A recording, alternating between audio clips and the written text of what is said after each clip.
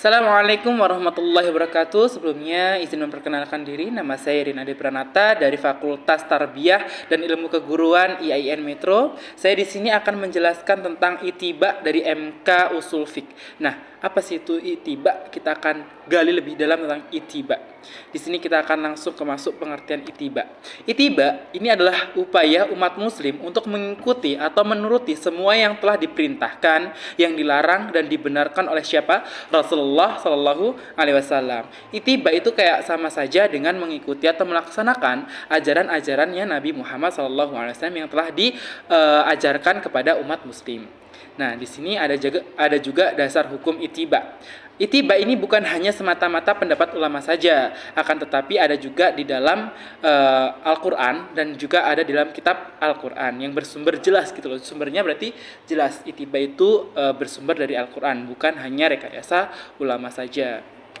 Dan apa sih tujuan ittiba? Tujuan ittiba yang pertama yaitu mendapatkan hidayah, kedua memperoleh keberuntungan dari Allah Subhanahu wa taala, teguh di atas kebenaran, mendapatkan perlindungan dan pertolongan dari Allah Subhanahu wa taala, bergabung dengan barisan para nabi, mendapati keluarga yang ikut menapaki jalan ittiba, terhindar dari rasa sedih dan takut dan juga memperoleh pintu taubat dan ampunan dari Allah Subhanahu wa taala. Nah, itu tujuan-tujuan jika kita menerapkan ittiba dalam diri kita. Dah, apa saja nih jenis-jenis ittiba itu? Kita kan belum tahu ya itu ittiba itu apa aja jenisnya, bagaimana cara pelaksanaannya. Dah, nih jenis-jenis ittiba. Ittiba kepada Allah Subhanahu wa taala dan Rasulnya. Ada juga ittiba kepada selain Allah dan Rasulnya, yaitu ittiba kepada hawa nafsu, ittiba kepada syaitan, ittiba kepada prasangkaan, dan juga ittiba kepada orang kafir, ittiba kepada nenek moyang. Kedudukan ittiba itu gimana sih dalam keadaan Islam?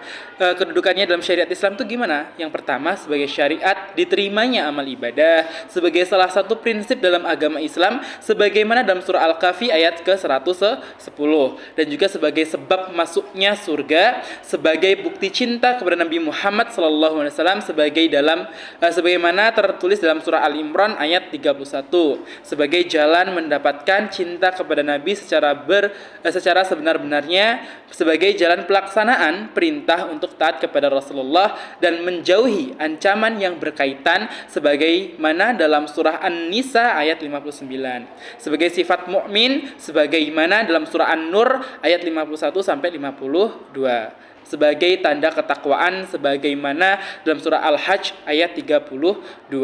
Nah, itu tadi pengertian dan juga makna-makna ittiba, bagaimana kita berittiba kepada Rasulullah.